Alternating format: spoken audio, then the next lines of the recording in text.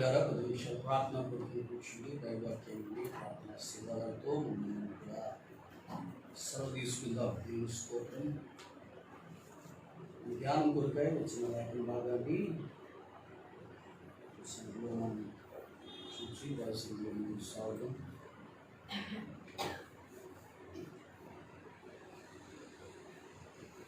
అరవై 8వ కీర్తన 10వ వచనాన్ని మనం చదువుకుందాం. నీ సమూహము దానిలో నివసించును. దేవా, నీ అనుగ్రహము చేత దీనులకు సదుపాయము కలుగజేసిదివి. దేవా, నీ అనుగ్రహము చేత దీనులకు సదుపాయము కలుగజేసిదివి. ఆమేన్. హల్లెలూయా. చక్కని మాటను కీర్తనాకారుడు దావీదు చేసినటువంటి ఒక చక్కని ప్రార్థన మనం ఇక్కడ చదువుతూ ఉన్నాం. దేవునికి స్తోత్రం కలుగుగాక. గుడారము బయలుదేరినప్పుడు వారు చేయవలసినటువంటి ప్రార్థనని ఈ యొక్క కీర్తనపై భాగంలో మనకి కనబడుతూ ఉంటుంది. గుడారం బయలుదేరుతున్నప్పుడు చేసేటటువంటి ప్రార్థనలో మనం చదువుకున్నది 10వ వచనంలో, నీ సమూహము దానిలో నివసించును. దేవా, నీ అనుగ్రహము చేత దీనులకు సదుపాయం కలుగజేసింది. మనకి ఏ విషయంలోనైనా సదుపాయం కలగాలి, మనము సంతోషంగా అన్ని విధాల్లో ఉండాలి. దేవుని స్తోత్రం కలుగుగాక. ప్రతి విషయంలో కూడా మనము దేవుని యొక్క కృపను పొందాలి అని అంటే దేవుని యొక్క అనుగ్రహం మానవునికి అవసరం. ఆమేన్. దేవుని అనుగ్రహం లేకుండా, దేవుని యొక్క నడిపింపు లేకుండా, దేవుని యొక్క చిత్తం లేకుండా మనం ఏది కూడా పొందుకోలేము, ఏది కూడా రాదు. ఉద్యోగాన్ని కలిగామంటే అది దేవుని యొక్క అనుగ్రహమే. వ్యాపారం చేయగలుగుతున్నామంటే దేవుని యొక్క అనుగ్రహమే. సుఖముగా సౌఖ్యంగా ఉండగలుగుతున్నామంటే దేవుని యొక్క అనుగ్రహమే. క్షేమస్థితిలో మనం జీవించగలుగుతున్నామంటే దేవుని యొక్క అనుగ్రహమే. నీ జీవితంలో ఒక దానిని పొందుతున్నామంటే కూడా దేవుని యొక్క అనుగ్రహం. ఆయన లేకుండా ఏది కలగలేదు, కలిగిందేది కూడా ఆయన లేకుండా ఈ లోకానికి రాలేదు. కాబట్టి ప్రతిదీ కూడా ఆయన ఉన్నాడు, ఆయన పొందుకుంటున్నాడు, ఆయన ఇస్తూ అనుగ్రహిస్తూ ఉన్నాడు. కాబట్టి మనము కూడా ఆయన అనుగ్రహం ఏ విషయాల్లో మనం పొందుకుంటే మంచిది అనేటటువంటి కొన్ని విషయాలు మీ కొరకు జ్ఞాపకం చేయాలని దైవ సన్నిధిలో దేవుని స్తోత్రం కలుగును గాక. కొద్ది నిమిషాలు మనము ప్రార్థనా పూర్వకంగా కూర్చుండి ముందుకు వెళదాం. దేవునికి స్తోత్రం. హల్లెలూయా. అప్పుడప్పుడు మనం అంటాం దేవుని అనుగ్రహం, దేవుని చిత్తం కొరకు ప్రార్థన చేయండి అని, దేవుడు కరుణించాలి అని, దేవుడు ఆశీర్వదించాలి అని. అవును ప్రియులారా, మన జీవితాల్లో ఏది పొందాలన్నా, ఏ పని తలపెట్టినా సక్సెస్ కావాలన్నా దేవుని అనుగ్రహం ప్రాముఖ్యమైంది. దేవుని నామానికి మహిమ కలుగును గాక. దేవునికి స్తోత్రం. హల్లెలూయా. ఆయన చిత్తం లేకుండా, ఆయన అనుగ్రహం లేకుండా మనం ఎంత ప్రయత్నించినా, ఎన్ని ప్రయత్నాలు మనం చేసినా కూడా అవి వ్యర్థమైపోతాయి. దానివల్ల ప్రయోజనం ఏమీ ఉండదు. కాబట్టి దేవుని అనుగ్రహం ఉంటే అది చాలా ఆశీర్వాదకరంగా ఉంటుంది. అది నూరంతల దీవెనకరంగా కూడా నీ జీవిత దినాల్లో నీవు చూస్తావు. దేవుని అనుగ్రహం కొరకు ఎవరు ప్రార్థించారు? ప్రార్థించినటువంటి బిడ్డల్లో దేవుడు అనుగ్రహించినటువంటి వారి జీవితాలు ఏ రీతిగా ఫలభరితంగా చేయబడ్డాయి, దేని కొరకు వారు ప్రార్థించి వారు ఆ మేలును అనుభవించారు అనేటటువంటి విషయాన్ని మీ కొరకు నేను జ్ఞాపకం చేయాలని సిద్ధపడుతూ ఉందా. చూద్దాం ఒక వచనాన్ని బైబిల్ గ్రంథంలో నుండి. ఆదికాండం 24వ అధ్యాయం 12వ వచనంలో మనం పరిశీలన చేసుకుంటే ప్రియులారా, అక్కడ చక్కని మాట, దేవుని స్తోత్రం కలిగినగాక, మనం చూడగలుగుతాం. నా యజమానుడగు అబ్రహాము 24వ అధ్యాయం 12వ వచనం చదువుతున్నారు. నా యజమానుడగు అబ్రహాము దేవుడైన యెహోవా నేను వచ్చిన కార్యమును త్వరలో సఫలము చేసి నా యజమానుడగు అబ్రహాము మీద అనుగ్రహము చూపుము. స్తోత్రం చెప్దాం, హల్లెలూయా. గట్టిగా స్తోత్రం చెప్దాం, హల్లెలూయా. ఎవరు చేస్తున్నటువంటి ప్రార్థన? పెద్ద దాసుడైనటువంటి అబ్రహాము, పెద్ద దాసుడైనటువంటి ఎలియాజరు చేస్తున్నటువంటి ప్రార్థన మనం ఇక్కడ చూస్తున్నాం. తన దాసునికి అబ్రహాము ఒక చక్కని పనిని అప్పగించాడు. తన కుమారుడైనటువంటి ఇస్సాకునకు వధువు కావాలని, తన బంధువుల్లో చూడాలని ఒక పనిని అప్పగించి దేవుని స్తోత్రం కలిగినాక తన బంధువుల యొద్దకు పంపుతూ ఉన్నాడు. ఆ సమయంలో ఎలియాజరుకు ఎవరిని చూడాలి, ఎలా చేయాలి అనేటటువంటి ఆలోచనలో మేబీ ఉన్నాడేమో. కొంత దూరం వచ్చిన తర్వాత ఒక చక్కని ప్రార్థన ఆయన చేయడం ప్రారంభం చేశాడు. ఆ ప్రార్థనే మనం ఇక్కడ చదువుకున్నాం. ఆమేన్, హల్లెలూయా. పిల్లరా, నీ జీవితంలో కూడా నీ యజమానుడో, నీ యజమానురాలో, నీకున్నటువంటి అధికారులో, లేకపోతే నీవు చేయవలసిన పనులలో కొన్ని మనము నిర్దేశించుకున్నప్పుడు, తలపెట్టినప్పుడు ఏది కూడా అర్థం కాదు. అర్థం కాని సమయంలో, ఏం చేయాలో తెలియనటువంటి సమయంలో నీకు నాకు అర్థం చెప్పగలిగినటువంటి, అర్థం చేయించగలిగినటువంటి ఒకే ఒక్కడు నేను ప్రకటిస్తుంది యేసయ్య. ఆమేన్, స్తోత్రం చెప్పండి, హల్లెలూయా. ఎలియాజరు యొక్క ఆలోచన విధానం నా సొంత ప్రయత్నం చేస్తే కాదు, నా సొంత ఆలోచన చేస్తే కాదు, నా సొంత తలంపుతో వెళితే ఇది కాదని అనుకున్నాడో ఏమో, కానీ ఒక చక్కని ప్రార్థన ఇక్కడ చేస్తున్నాడు. నా యజమానుడకు అబ్రహాము దేవుడైన యెహోవా నేను వచ్చిన కార్యము త్వరలో సఫలం చేసి నా యజమానుడకు అబ్రహాము మీద అనుగ్రహము చూపుము. ఆమేన్, స్తోత్రం చెప్పండి, హల్లెలూయా. యజమానుడికి వచ్చిందంటే దేవుని స్తోత్రం కలిగినాక ఎలియాజరు కూడా వచ్చినట్లే. అబ్రహాము చేసిన ప్రార్థన నా యజమానుడికి, లేకపోతే నా యజమాని గృహానికి, లేకపోతే నా యజమాని కుటుంబానికి, లేకపోతే నా యజమాని కుమారునికి, నా యజమాని యొక్క సంతానమునకు దేవుని స్తోత్రం.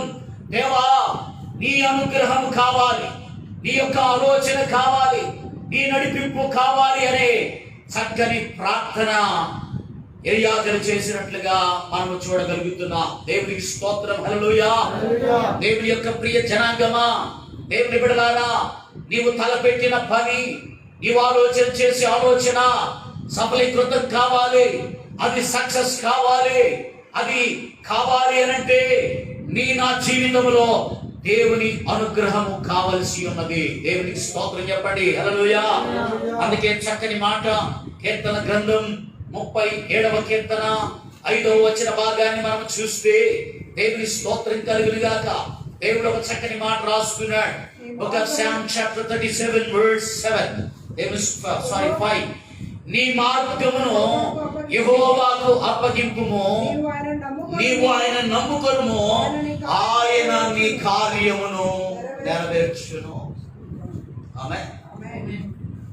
ఊరిలోనికి ప్రవేశించినటువంటి ఎలియాజరు ప్రక్క వారిని అడగలే, లేకపోతే ఆ దారిన కనబడిన వారిని అడగలే, ఆయనకి ఎదురైన వారిని అడగలేదు. ఇక్కడ ఒక సంబంధం కోసం వచ్చాము. నా యొక్క దాసుడు, నా యొక్క యజమాని కుమారునికి మంచి సంబంధం కావాలి. మీకు తెలిసిన వారు ఎవరైనా ఉంటే చెప్పండి అని అడగలే. దేవునికి స్తోత్రం. ఆమేన్, హల్లెలూయా, హల్లెలూయా. దేవునికి అప్పగించుకుంటూ ఉన్నాడు. దేవునికి స్తోత్రం. దేవునికి తెలియజేస్తూ ఉన్నాడు. దేవుని చిత్తాన్ని కోరుతూ ఉన్నాడు. దేవుని నడిపింపును కోరుతున్నాడు. ఆమేన్, హల్లెలూయా. అందుకే భక్తుడు కూడా అంటాడు, నీ మార్గమును యెహోవాకు అప్పగించు. ఆమేన్. ఎవరికి అప్పగించాలి? దేవుని స్తోత్రం. ఈ దినాలలో మధ్యవర్తులకు అప్పగిస్తున్నారు. దేవుని స్తోత్రం కలిగింది కాక. మాకు మంచి సంబంధం చూడండి. ఆడి గురించి ఈడి తెలియదు, ఈ గురించి ఆడి తెలుసు, నానా రకాలుగా చెప్తారు. దేవుని స్తోత్రం కలిగింది కాక. ఎట్టడోడో తెలియదు, గుడ్డోడో తెలియదు, గుణోడో తెలియదు, ఇడ్డోడో తెలియదు, ఇరుడో తెలియదు, గుంటోడు తెలియదు. దేవుని స్తోత్రం. ఆమేన్. దేవునికి అప్పగించుకుంటే దేవుడు చక్కని మార్గాన్ని నీకు బోధిస్తాడు. దేవుని స్తోత్రం. హల్లెలూయా. చక్కని గమ్యాన్ని నీకు చూపిస్తాడు, చక్కని ఆలోచన నీకు చూపిస్తాడు, చక్కని దేవుని స్తోత్రం కలిగిన సలహాలు నీకు ఇస్తాడు. ఆమేన్. చక్కని కుటుంబాన్ని ఇస్తాడు, చక్కని దేవుని స్తోత్రం కలిగిన గాక విధానములు నీకు బోధిస్తాడు. అందుకే అంటున్నాడు భక్తుడు, అయ్యా నీ మార్గం ఏదైతే ఉందో, దేవుని స్తోత్రం, నీకున్న అవసరం ఏదైతే ఉందో, నీకున్న అక్కర ఏదైతే ఉందో, నీకున్నటువంటి కొరత, ఇబ్బంది, బలహీనత ఏదైతే ఉందో అది దేవునికి అప్పగించు. దేవునికి స్తోత్రం. ఆమేన్. హల్లెలూయా. ఈ దినమున దేవునికి అప్పగించడానికి బదులుగా మనుషుని యొక్క అనుగ్రహం కొరకై, మనుషుని యొక్క దయ కొరకై, మనుషుని యొక్క ఆలోచన కొరకై మనుషుడు ప్రయత్నం చేస్తున్నాడు. ఆ ప్రయత్నాలు విఫలమైపోయి కుటుంబాలు విచ్ఛిన్నమైపోతుంది. ఒక కుటుంబం కట్టబడాలి, ఒక కుటుంబం ఆశీర్వదించబడాలి, ఒక కుటుంబం ఉన్నతంగా ఫలించాలి, ఒక కుటుంబం అనేక తరాలకు దీవెనకరంగా ఉండాలి అంటే దేవుని ఎరిగిన బిడ్డగా, దేవుని తెలుసుకున్న కుమారుడిగా, కుమార్తెగా you and I need to approach God.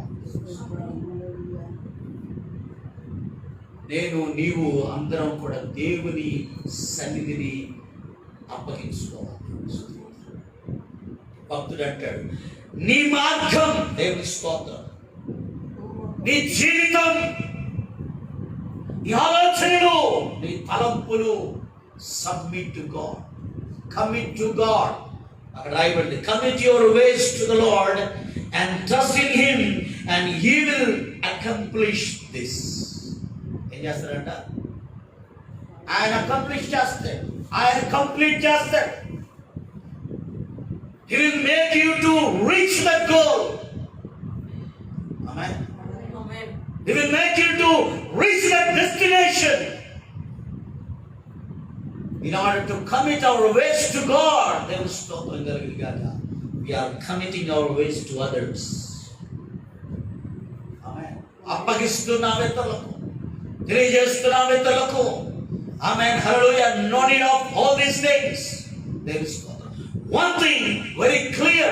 There is commit your ways to God. Amen. And trust in Him. ఆయన నమ్ము. దేవుని స్తోత్రం కలుగును. ఎలియాజరే చేస్తున్నాడు, దేవా నీ యొక్క దాసుడైనటువంటి నా యజమానుడు అబ్రహాం, ఆయన కుటుంబం ఇంతవరకు నీ అనుగ్రహం చేత నడిపించబడింది. ఇక ముందు కూడా ఆయన నాకు అప్పగించిన బాధ్యతలో నీ యొక్క దాసుడైన అబ్రహాముకు మాత్రం నీ అనుగ్రహాన్ని అనుగ్రహించు అంటున్నాడు. హల్లెలూయా. బిజినెస్ ను ప్రారంభించాలనుకుంటున్నావా?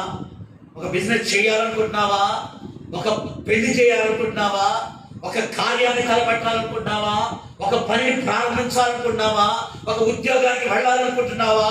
దేవుని స్తోత్రం. లేకపోతే ఆధ్యాత్మికంగా ఒక కార్యక్రమాన్ని నూతనంగా చేయాలనుకుంటున్నావా? దేవుని స్తోత్రం. Come to God, ask him. దేవుని స్తోత్రం.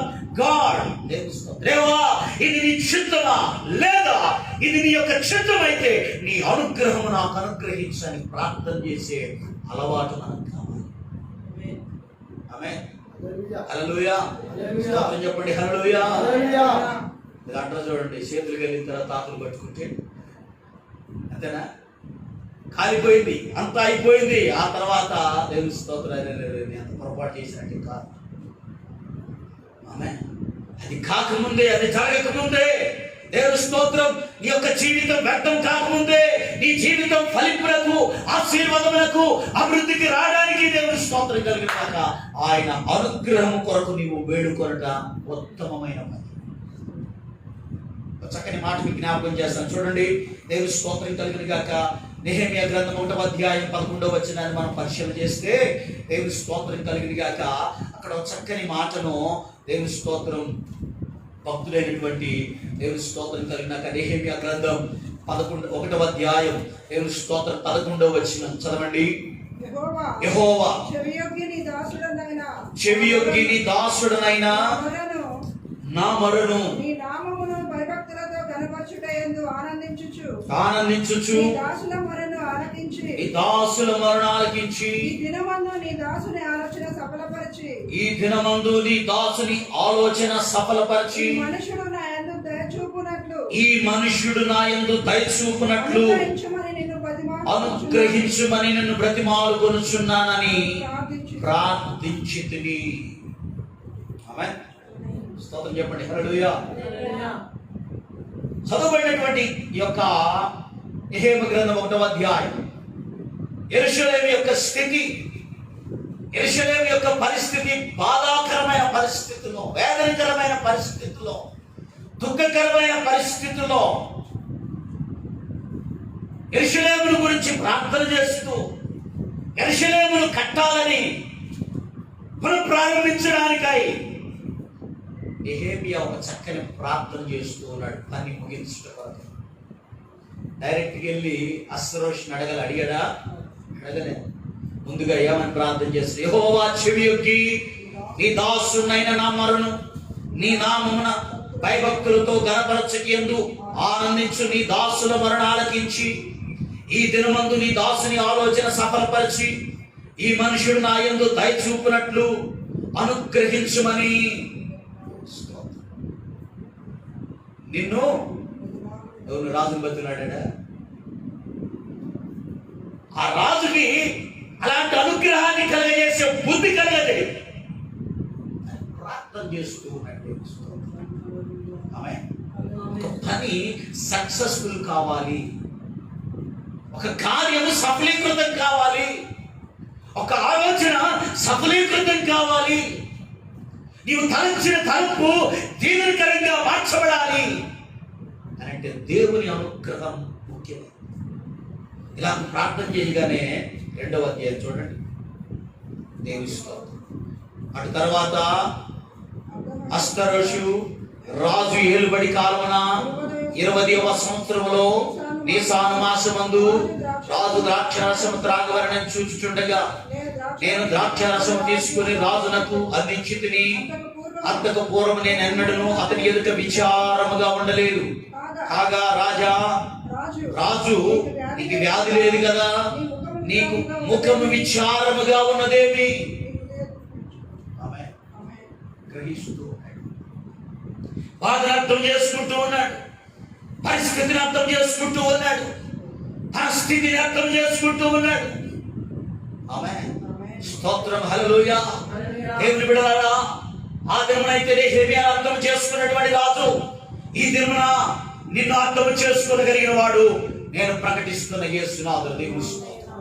నీ ముఖం ఎలా ఉన్నా, నీ అంతరంగం ఎలా ఉన్నా, నీ హృదయ ఆలోచన ఎలా ఉన్నా, ఏ కార్యం కొరకు నీవు ఆలోచన చేస్తూ ఉన్నా, నాకు నీ యొక్క బాధ, నాకు నీ యొక్క పరిస్థితి అర్థం కాకపోవచ్చేమో, కానీ నీ మనసును, హృదయాన్ని, తలంపులను, ఆలోచనలను, అవసరతలను, అక్కర్లను చూస్తున్న దేవుడు స్తోత్రం నిన్ను అర్థం చేసుకోగలడు.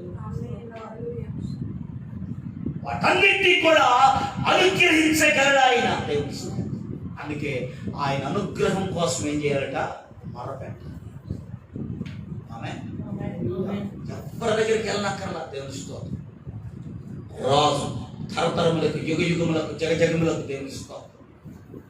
సర్వాధికారి, సమస్తమును ఎరిగిన, అర్థం చేసుకోగలిగిన ఆయన సన్నిధికి నీవు వెళ్ళగలిగితే తప్పక నీవు అనుగ్రహించబడతావు.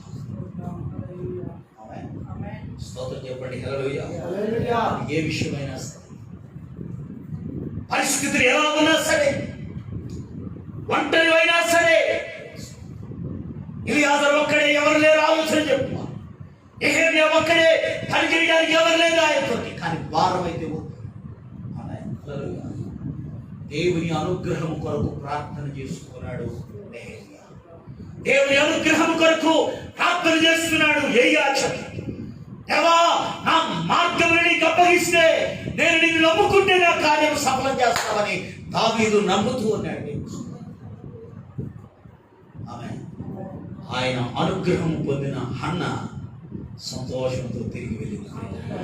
స్తోత్రం చెప్పండి. హల్లెలూయా, హల్లెలూయా. కష్టములు ఎన్నో, నిందలు ఎన్నో, అవమానములు ఎన్నో, దుఃఖకరమైన పరిస్థితులు ఎన్నో ఆయన అనుగ్రహించే దేవుడు. అందుకే 127వ కీర్తనలో కూడా ఒక చక్కని మాట, దేవుని స్తోత్రం కలుగును గాక. దేవుడు అంటాడు, దేవుని స్తోత్రం, పిల్లలట యెహోవా అనుగ్రహించు, కుమారులు యెహోవా అనుగ్రహించు స్వాస్థ్యం.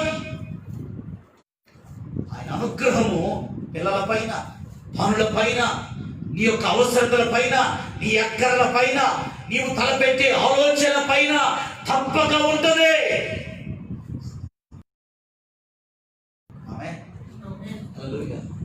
అందుకే 68వ కీర్తన మనం చదువుకున్న 10వ వచనంలో ఏంటట, నీ సన్నిధిలో దేవుని స్తోత్రం కలుగును గాక. 68వ కీర్తన 10వ వచనం చదవండి. నీ సమూహము దానిలో నివసించును. దేవా, నీ అనుగ్రహము చేత దీనులకు సదుపాయములు కలుగజేసింది. ఆయన అనుగ్రహం చేత ప్రతి వారికి సదుపాయములు ఇస్తున్నాడు. ప్రతి వారికి దీనుడయ్యాడు నెహెమ్యా, దీనుడయ్యాడు ఎలియాచను, దీనుడయ్యాడు దావీదు, దీనుడయ్యాడు దేవుని స్తోత్రం హన్న. దీనుడైన ప్రతి వారికి కూడా ఆయన ఏం చేశాడట, సదుపాయాలు.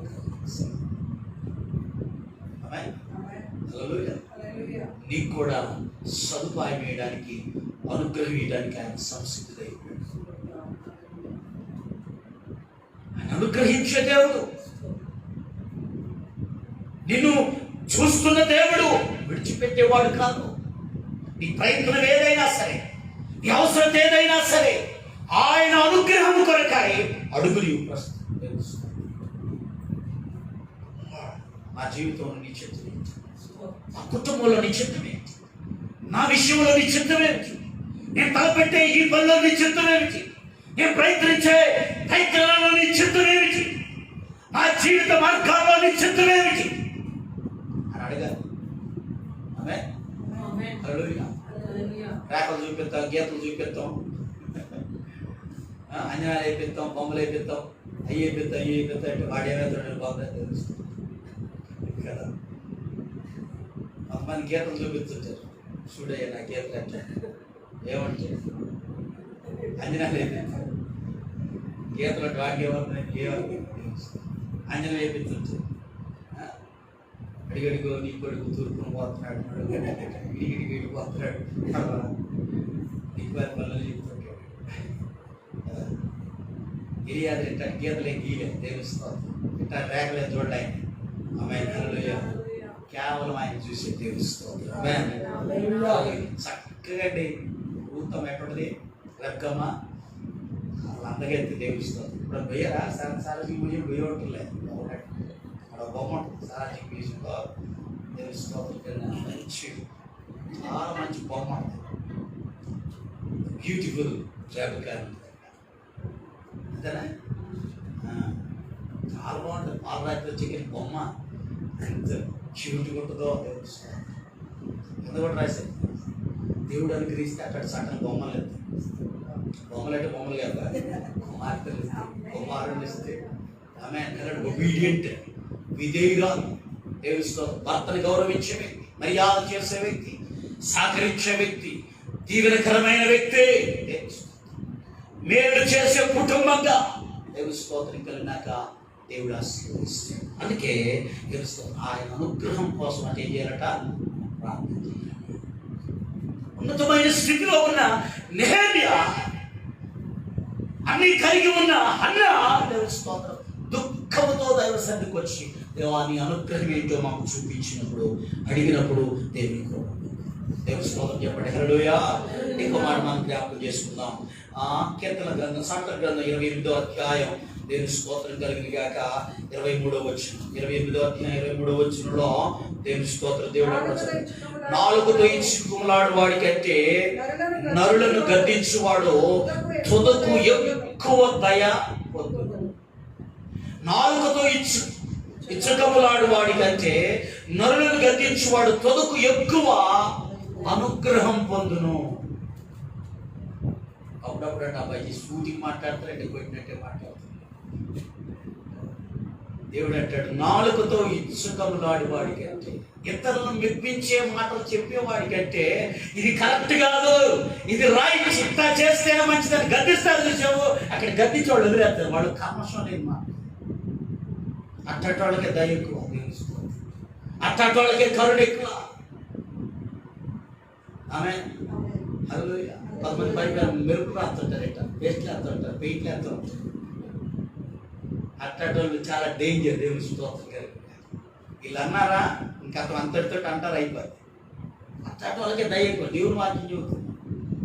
ఆమె స్తోత్రం చెప్పండి, హల్లెలూయా. ఇక్కడ చెప్పండి, హల్లెలూయా. దేవుడు అంటున్నటువంటి మాట, నాలుగుతో ఇచ్చుకములాడు వాడికంటే. ఆమె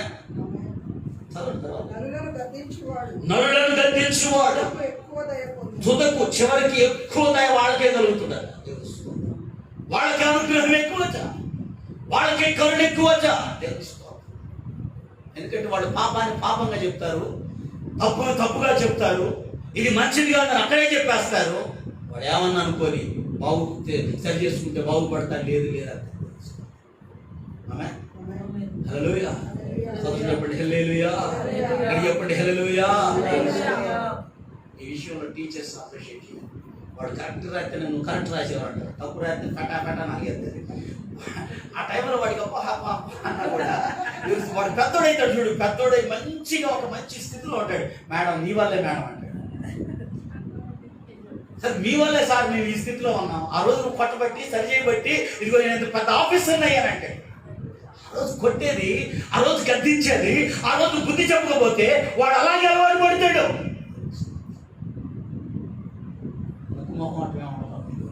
వాడు మంచిగా అయితే మంచిగా అంటాడు, చెడు అయితే. నీ జీవితంలో కూడా, నీకు ఎదురయ్యే పరిస్థితుల్లో కూడా నీకు తెలిసింది కరెక్ట్ చెప్పు, లేదంటే అంతే కూర్చో. లేదా అన్నట్టుగా కల్పిస్తూ మాట్లాడుతూ దేవుని స్తోత్రం కలిగిన గాక. నాకంతా తెలుసు అన్నట్టుగా దేవుని స్తోత్రం. ఇచ్చకమలాడే మాటలు, మెప్పించే మాటలు, మెప్పును కలిగేసే మాటలు, మెప్పును కోరుకునేటటువంటి మాటలు డేంజర్. హల్లెలూయా. లోకంలో ఉన్నప్పుడు దేవుడికి అనేక మంది శత్రువులు, ఆయన చెప్పిన బోధన బట్టి, బోధించిన స్థితిని బట్టి. కానీ దేవుని స్తోత్రం, ఈ రోజున ప్రపంచ వ్యాప్తంగా ఒప్పుకోగలిగింది, చెప్పగలిగింది, సజీవుడైన క్రీస్తు ఒక్కడే న్యాయవంతుడు, నీతివంతుడు, యథార్థవంతుడు, సాక్షవంతుడు, తాత్పర్యమైనటువంటి వాడు. ఆయన ప్రభు, ఆయన హెచ్చించబడుతుంది.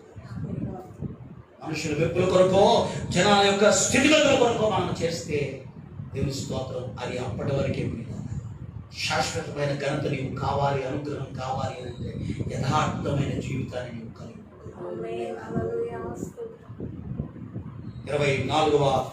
27వ అధ్యాయం దేవుని స్తోత్రం కలిగి గాక. 4-5 వచనాలు మనం చదివితే, క్రోధము క్రూరమైనది, కోపము వరద వలె పొర్లునది, రోషం ఎదుట ఎవడు నిలవగలడు? లోపల ప్రేమించుట కంటే బహిరంగంగా గద్దించుట. సార్ ఎవరు గద్ది, దేవుడు ఉంటాడు సార్, మా దేవుడు ఉన్నాడు సార్, దేవుడు చెప్తున్నాడు. మరి అది ఆమె హల్లెలూయా. గద్దించడమే మేలు, బుద్ధి చెప్పటమే మేలు. అదే నీకు ఆశీర్వాదం, అదే దేవుని అనుగ్రహం ఇచ్చేది, అదే దేవుని క్షేమాన్ని తీసుకొచ్చేది. యథార్థమైనటువంటి జీవితం, నీతికరమైన జీవితం, కోపం లేని జీవితం, అసూయలైన జీవితం, మనసులో అప్పడబెట్టుకొని బయటికి ఒకలా ఉండే జీవితాన్ని దేవుడు మెచ్చేవాడు కాదు. దేవుని అనుగ్రహం మన కుటుంబాల్లో, మన జీవితంలో కావాలి అనంటే ఆదైనా వారు బాధపడ్డ న్యాయాన్ని నువ్వు మాట్లాడు, యథార్థతను మాట్లాడు, నీతిని నీవు మాట్లాడు, క్రమం కలిగి జీవించు. దేవుని స్తోత్రం. అది వాళ్ళకి తప్పైనా సరే దేవుని దృష్టిలో నీకది ఆశీర్వాదం. దేవుని సంతోషపరిచే బిడ్డలుగా మనం ఉండాలి. కానీ ఇతరుల మెప్పు కొరకు, ఇతరుల యొక్క ఘనత కొరకు ప్రాకులాడే జీవితం మనకొద్దు ప్రియులారా. అది ఎప్పుడూ కూడా దేవుని అనుగ్రహాన్ని తీసుకురాదు. దేవుని స్తోత్రం. హల్లెలూయా. 9వ అధ్యాయం 4వ వచనం ఒకసారి చదవండి. దానియేలు గ్రంథం book of Daniel chapter 9 verse 4 చదివితే, నేను నా దేవుడైన యెహోవా ఎదుట ప్రార్థన చేసి ఒప్పుకున్నదేమనగా, ప్రభువా, మహాత్యము కలిగిన భీకరుడవగు దేవా, నీ ఆజ్ఞలను అనుసరించి నడుచుకున్న వారి ఎడల నీ నిబంధనను, నీ కృపను జ్ఞాపకము చేసుకున్నవాడా.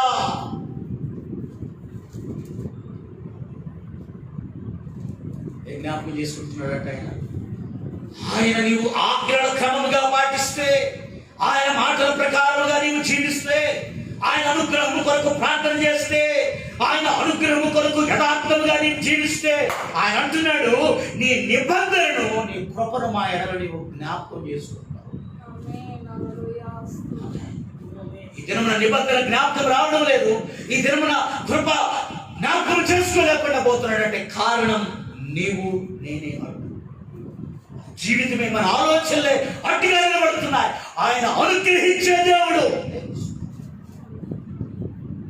ఆయన అనుగ్రహానికి అడ్డు నేనే ఆలోచన, ప్రవర్తన. ఆమేన్. హల్లెలూయా.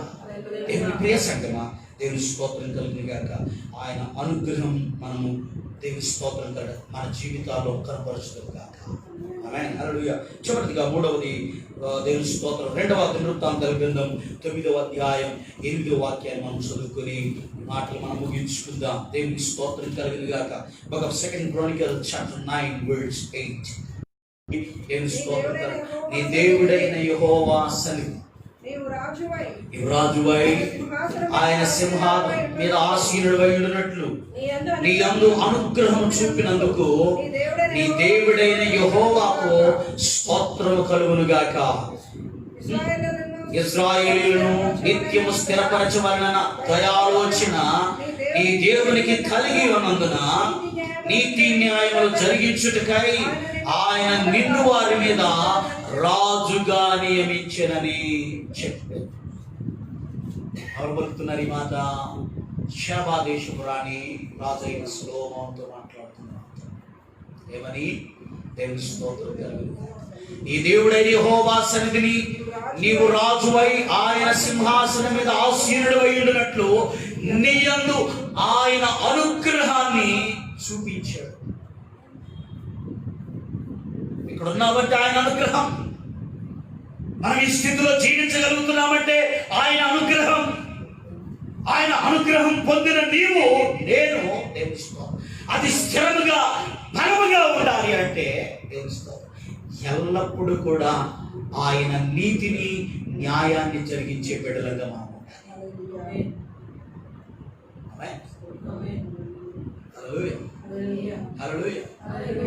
దేవుని కృపను బట్టి మన పెట్టి వదిలించుకున్నాం. చిన్న చిన్న పిల్లలు వేసుకుని వచ్చారు. చిన్న చిన్న పిల్లలు రూమంతా నిండిపోయి అక్కడ చక్కగా పాడుతున్నారు. దేవుని స్తోత్రం. కుటుంబాల వారి అన్ని తెలుసుకోవాలి. 11 గంటలంటే 11 గంటలకి చర్చలు తిరిగిపోయి. ఆమేన్. హల్లెలూయా. మనకి ఇంకా కరోనా భయం రావడానికి భయపడతాం. దేవుని స్తోత్రం. దేవుని మహాకృపను బట్టి మనం క్షేమంగా ఉన్నాం. దేవుని స్తోత్రం. హల్లెలూయా. ఆయన చిత్తాన్ని నెరవేర్చే పిల్లలని మనం ఉండాలి. భక్తుడు చావు అయితే నాకు ఇంకా నిజమే. దేవుని స్తోత్రం. అయినా ఆలోచన చేసుకుంటారు. చెప్పడం ఈజీయే. దేవుని స్తోత్రం కలిగి భక్తుడు అంటాడు, నిన్ను నియమించిన వాడు సింహాసనం మీద కూర్చున్నాడు, నీకు అనుగ్రహించిన వాడు. దేవుని కుమారుడిగా నీవు చేయబడ్డా, దేవుని కుమార్తెగా పిలువబడ్డా, దేవుని ప్రియ సంఘముగా చేయబడ్డా, ఆయన రక్తములో కడగబడ్డా. రక్తములో నీకంటే గరుడు, తెలివి కలిగిన వాళ్ళు, విద్యావేత్తలు, హోదాలో ఉన్న వారు ఎంతో మంది ఉన్నారు. But in among all of them God have chosen you. ఆయన కుమారుడిగా, ఆయన కుమార్తెగా నిన్ను చేసినటువంటి ఈ స్థితినిచ్చిన దేవుడు ఆయన. పొద్దున దేవుని స్తోత్రం కలిగింది కాక మనం పరలోకమునకు వెళితే అక్కడ కుడి పార్శ్వమున కూర్చుండే అర్హత దేవుడికి ఇచ్చింది. అలాంటి దేవుని యొక్క అనుగ్రహాన్ని పొందని ఈ లోకంలో ఆయన నీతిని ఆయన న్యాయాన్ని నెరవేర్చలేకపోతే ఈ స్థితిని కలగజేసిన వాడు ఆయనే కదా. దేవుని స్తోత్రం ఈ కృపనిచ్చిన వాడు ఆయనే కదా. ఈ స్థితిని ఇచ్చిన వాడు ఆయనే కదా. ఆయన అనుగ్రహం చేతనే ఈ యొక్క స్థితిలో నెంబర్ 1 మన పనిలో ఆయన అనుగ్రహం కావాలి. నెంబర్ 2 మన జీవితంలో ఆయన అనుగ్రహం కావాలి. నెంబర్ 3 మనం పొందుకున్న ప్రతి దానిలో కూడా ఆయన అనుగ్రహం కావాలి. కాబట్టి ఆయన అనుగ్రహం మనకు కావాలంటే దేవుని స్తోత్రం. 1 పని ప్రారంభించడం ప్రార్థన చేయాలి. 2వది మన జీవితాల్లో మనకు ఆయన అనుగ్రహం కావాలంటే ఆయన కొరకు యథార్థంగా ఉండాలి. 3వది మనం ఆశీర్వాదకరంగా యుగాలు ఉండాలంటే ఆయన నీతిని నెరవేర్చుకోవాలి. ఇలాగ మనం చేయగలిగినప్పుడు పిల్లరా అన్ని సదుపాయాన్ని నెరవేరుస్తాం. మాటలని తీసుకుందాం. 68వ కీర్తన దేవుని స్తోత్రం. నీ సమూహము దారిలో నివసించు దేవా, నీ అనుగ్రహము చేత దీనులకు సదుపాయమును కలుగజేసింది. నీ మందకు దానిలో నివాసం చేసింది. నీ సమూహానికి అందులో నివాసం ఇచ్చావు. ఆ గుడారములు అందరికీ సదుపాయాలు కలిగజేసి కేవలం నీకు వచ్చింది. ప్రతి వారికి వారి స్థితిని బట్టి సదుపాయాలు కలిగజేసి పోషించే దేవుడు. కాబట్టి పిల్లరా ఆయన దగ్గర అన్ని సదుపాయాలు ఉన్నాయి. కేవలం ఆయన అనుగ్రహం కోసం ఆయన ప్రార్థన చేయడం. ఏది చేసినా ఏ తలపెట్టినా ఆయన తప్పక అనుగ్రహిస్తాడు. అలాంటి కృప అలాంటి అనుగ్రహం రాబో దినాల్లో ప్రభు మనకు సమృద్ధిగా ఇచ్చి నడిపించుగాక. దేవుడి చిన్న మాటలు